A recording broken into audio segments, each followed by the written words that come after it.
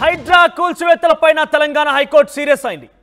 ఒక రకంగా చెప్పాలంటే హైడ్రా కమిషనర్ రంగనాథ్ కి హైకోర్టు గట్టి వార్నింగే ఇచ్చింది.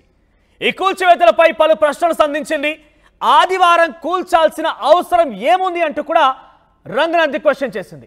ఆదివారం కూల్చివేతలు చేపట్టొద్దని ఇదే హైకోర్టు ఇచ్చిన ఆదేశాలు మీకు తెలియదా అంటూ కూడా క్వశ్చన్ చేసింది. ఆదివారం మీకు ఎందుకు పని చేస్తున్నారంటూ కూడా క్వశ్చన్ చేసింది. అసలు మీకు రూల్స్ తెలుసా అంటూ ఆగ్రహం వ్యక్తం చేసింది. రాజకీయ నేతల కోసం ఇలాంటి చర్యలు సరికావంటూ హైకోర్టు చెప్పుకొచ్చింది. కలెక్టర్ ఆదేశాలతో చర్యలు తీసుకున్నామన్న తహసీల్దార్ పై కూడా క్వశ్చన్ చేసింది హైకోర్టు. ఆదివారం కూల్చుమని కలెక్టర్ చెప్పారా అమ్మా అంటూ హైకోర్టు క్వశ్చన్ చేసింది. వర్చువల్గా హైకోర్టుకు హైడ్రా కమిషనర్ రంగనాథ్ హాజరయ్యారు. అమీన్పూర్ తహసీల్దార్ పై కూడా హైకోర్టు సీరియస్ అయింది. మరోసారి హైడ్రా చట్టబద్ధని క్వశ్చన్ చేసింది హైకోర్టు. ఇక రంగనాథ్ను ఈ క్వశ్చన్ రైజ్ చేసింది చట్టబద్ధ విషయంలో. అయితే అమీన్పూర్లో ఇటీవల కాలంలో కృష్ణారెడ్డిపేటలో 3 బహుళ అంతస్తుల భవనాలు కూల్చివేసే ప్రక్రియ పైన హైకోర్టు సీరియస్ అయింది. అర్ధరాత్రి వరకు ఆదివారం కూడా సెలవు సమయాల్లో ఏ రకంగా మీరు కూల్చేస్తారంటూ కూడా చెప్పింది. ఇక్కడ చాలా కీలకమైన అంశం హైకోర్టు లేవనెత్తిన ఒక విషయం ఏంటంటే, చివరి నిమిషంలో మనిషిని శిక్ష వేసే సందర్భంలో కావచ్చు, చనిపోయే సందర్భంలో కూడా నీ చివరి ఆశ ఏంటి అంటూ కూడా చివరి ఆశని ఆ యొక్క విషయాన్ని అడుగుతూ ఉంటారు. కానీ ఒక ఇల్లు కూల్చేస్తున్న నేపథ్యంలో కనీసం వారి యొక్క విషయాన్ని పరిగణలోకి కూడా తీసుకోరా అంటూ హైడ్రా పైన మొట్టికాయలేసింది హైకోర్టు. ఇంకా సెలవు దినాల్లో ఎందుకు పనిచేస్తున్నారు, ఎందుకు నోటీసులు ఇస్తున్నారు, అత్యవసరంగా కూల్చాల్సి వస్తున్నటువంటి ఆ విషయాలు ఎందుకు అత్యవసరం వచ్చింది, ఇలా పలు రకాల క్వశ్చన్ని రైజ్ చేసింది హైకోర్టు. ఇక మరోవైపు కోర్టు అడిగిన ప్రశ్నలకి సమాధానం ఇవ్వాలని రంగనాథ్ని హైకోర్టు సూచించింది. ఇక అక్రమ కూల్చివేతలకు యంత్రాలు సిబ్బంది ఇవ్వాలని కోరడంతోనే హైడ్రా ప్రొవైడ్ చేశామంటూ రంగనాథ్ చెప్పుకొచ్చారు.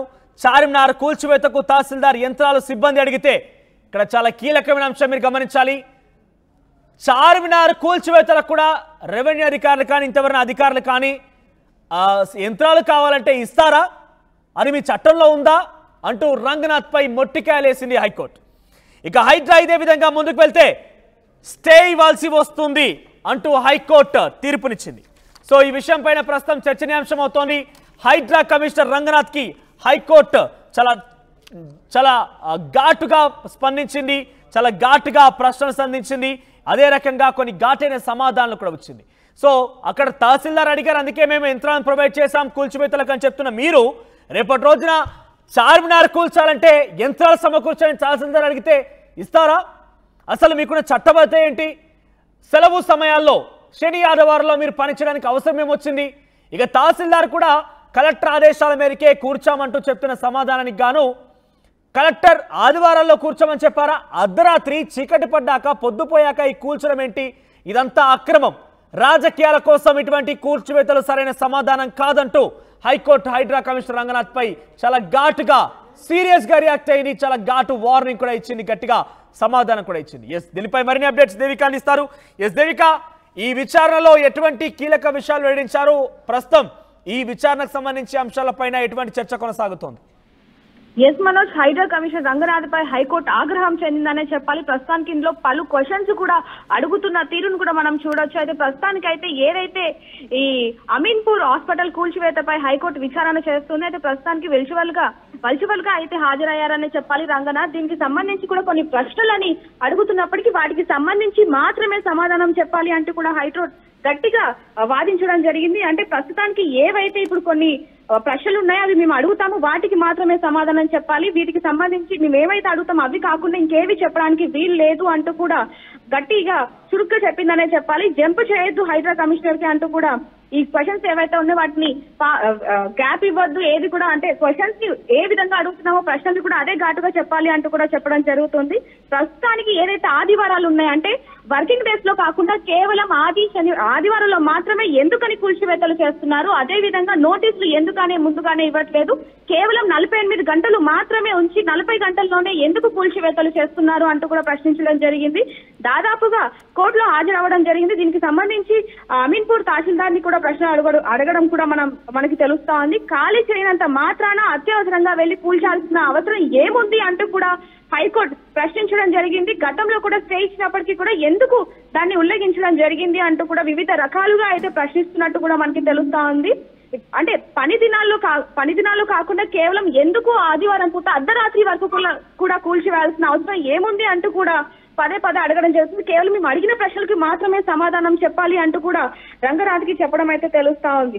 అయితే కోర్టు అడిగిన ప్రశ్నలకి మాత్రమే అదే విధంగా చెప్పాలి. కోర్టు ఏవైతే ఇప్పుడు వరకు కూల్చివేతలకు సంబంధించి కోర్టుకి సంబంధించి ఏవైతే ఉన్నాయో వాటిని కూల్చాల్సిన అవసరం ఏముంది గట్టిగా అంటే మనోజ్ ప్రశ్న ఇప్పుడు చూడొచ్చు కేవలం 3 ప్రశ్నలని గట్టిగా అడుగుతున్నట్టుగా కూడా మనకు తెలుస్తుంది. ఒకటి ఏంటంటే ఆదివారాల్లోనే కూల్చాల్సిన అవసరం ఏముంది, మరోవైపు చూసుకుంటే గనక ఆర్డర్స్ ఏది ఇవ్వకుండా పేదలని ఎందుకు ఇవన్నీ కూడా చేయడం జరుగుతుంది, ఇంకో వైపు చూసుకుంటే గనక కోర్టుకి సంబంధించి ఏవైతే నిర్మాణాలు ఉన్నాయో వాటిని కూడా కూల్చాల్సిన అవసరం ఏముంది అంటూ కూడా ఈ 3 ప్రశ్నలకి సంబంధించి ఇంకా మరిన్ని ప్రశ్నలు కూడా వేస్తూ ఉందనే చెప్పాలి.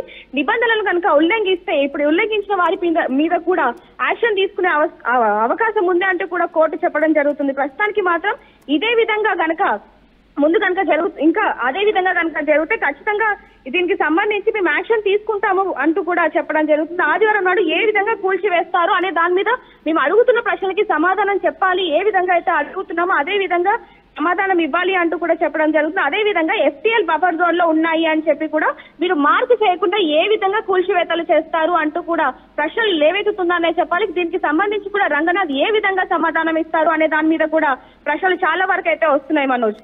రైట్ దేవిక, సో మొత్తం మీద హైకోర్టు హైడ్రా కమిషనర్ రంగనాథ్ పైన సీరియస్ అయింది. ఆదివారాల్లో కూల్చివేస్తారా, ఇష్టానుసారంగా వ్యవహరిస్తారా, మీ చట్టబద్ధత ఏంటి అంటూ ప్రశ్నిస్తూనే మరోవైపు మేము కేవలం యంత్రాలు మాత్రమే సమకూరుస్తున్నాము, తహసీల్దార్ ఆదేశాల మేరకు యంత్రాలు సమకూర్చి అక్కడ కూల్చివేతలు చేపడుతున్నామంటూ రంగనాథ్ ఇచ్చిన సమాధానానికి గాను మరొక చురక అంటించింది హైకోర్టు. మొట్టికాయ వేస్తుందని చెప్పొచ్చు. రేపటి రోజున చార్మినార్ కూల్చివేయాలంటూ తహసీల్దార్ అడిగితే అక్కడికి కూడా యంత్రాలు పంపిస్తారా, ఇదే న్యాయం అంటూ కూడా క్వశ్చన్ చేసింది. మరోవైపు చనిపోయే వ్యక్తికి చివరి ఆశ ఏంటి, చివరి లక్ష్యం ఏంటి అంటూ కూడా అడుగుతారు. అలాంటిది మీరు కూల్చివేసే సమయంలో కనీసం వారి బాధలు వినరా, కనీసం వాళ్ళ బాధ వెలగక్తే అది కూడా వినరా అంటూ హైడ్రా కమిషనర్ పైన చాలా ఘాటుగా రియాక్ట్ అయింది. ఇక తహసీల్దార్ అమీన్పూర్ తహసీల్దార్ విషయంలో కలెక్టర్ ఆదేశాల మేరకే కూల్చామంటూ సమాధానానికి గాను కలెక్టర్లు ఆదివారం కూల్చమన్నారా, ఇదేం పద్ధతి, ఇదేం దుర్మార్గం అంటూ కూడా హైకోర్టు రియాక్ట్ అయింది. సో రాజకీయాలకు లోబడి ఇటువంటి చర్యలు చేయడం అని తప్పకుండా ఎట్టి పరిస్థితుల్లో సహించేదేదంటూ కూడా చెప్పుకొచ్చారు. సో పలుమార్లు చట్టబద్ధత విషయంలో క్వశ్చన్ చేశారు. సో చట్టబద్ధత గురించి హైడ్రా కమిషనర్గా ఎటువంటి సమాధానం దొరకలేదు, కేవలం యంత్రాలు మాత్రమే ప్రొవైడ్ చేస్తామంటూ చెప్పిన సమాధానం గాను చార్మినార్ కూలుస్తామంటూ కూడా ఇస్తారా యంత్రాలు అంటూ హైడ్రా కమిషనర్ రంగనాథ్కి గట్టి వార్నింగ్ ఇచ్చింది హైకోర్టు. సో ఇక్కడ హైకోర్టు హియరింగ్స్ పైన ప్రస్తుతం జరిగిన చర్చ పైన మీ అభిప్రాయం ఏంటి?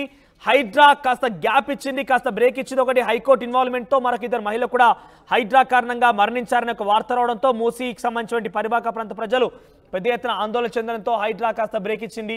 ప్రస్తుతం హైడ్రా ఇన్ని రోజులుగా అవలంబించిన తీరు పైన మీ అభిప్రాయం ఏంటి? కామెంట్ రూపంలో మీ యొక్క అభిప్రాయం వ్యక్తం చేసే ప్రయత్నం చేయండి.